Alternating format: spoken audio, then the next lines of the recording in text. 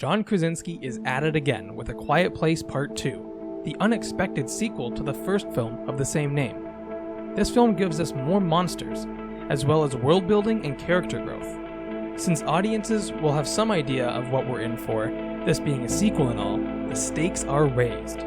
We start with a flashback where we are introduced to Emmett, played by Cillian Murphy, a friend of John Krasinski's character Lee from the first outing. After we experience the initial invasion, we're right back where we left off, with the role of husband and father being absent to a newborn baby.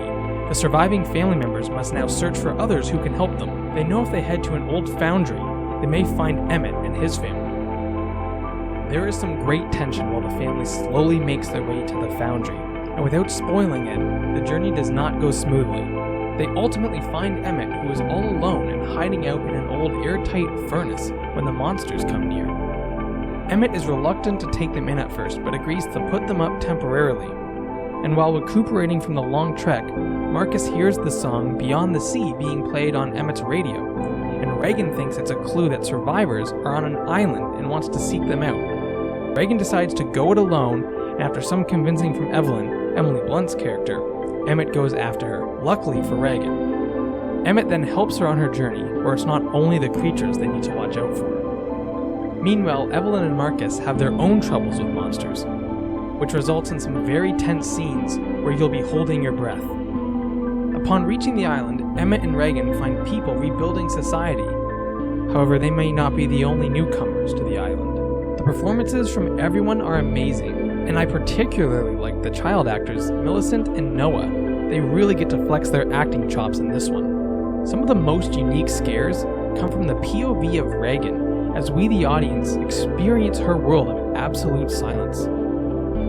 We get a really fun invasion scene, and John Krasinski gets a second crack at trying to shush people. John Krasinski stated that he originally did not want to be involved in this sequel, but the producer convinced him to come over and pitch his idea to the studio. After 3 weeks, they asked him to write the story, with the idea that directorial duties would be handed over to other filmmakers. Krasinski finally offered to come back as the director. There are some really great tension-building moments that make you flinch and even jump at the payoff.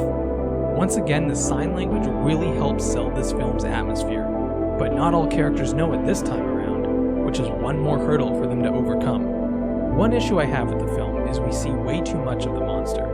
There is fear in the unknown, and while the first movie did show us the monsters, that shouldn't make it open season to basically have these things walking around in full view all the time. Also, we don't get to see much of the humans living on the mainland. We do get a rather scary encounter, but a large part of the world building is still a mystery in how the remnants of civilization are surviving, considering many of them would not have the sign language capabilities. Speaking of an unanswered question, there is still that matter of loud sounds and water. The first movie revealed that loud natural occurring sounds, such as a waterfall, would offer protection, and yet we don't really see society utilizing that concept. Instead, we get an island with a very unnecessary and technologically impossible mystery. Emmett claims the radio station that broadcasts Beyond the Sea has been playing for months. However, when we get to the island and see their setup, the turntable technology would not be able to continuously play that song. Furthermore, why not just broadcast a voice message telling people exactly where to go? Why make it a mystery? Do they not want to help people? While still not a true horror movie or monster movie, A Quiet Place 2 definitely falls into the sci-fi thriller category. Even without the scares that many horror fans would expect, A Quiet Place 2 is entertaining, and minus a couple of plot points, it does keep you on the edge of your seat with a ton of high tension. Thanks for watching Movie Reviews by the Flick Fixers. Please like, comment, and subscribe.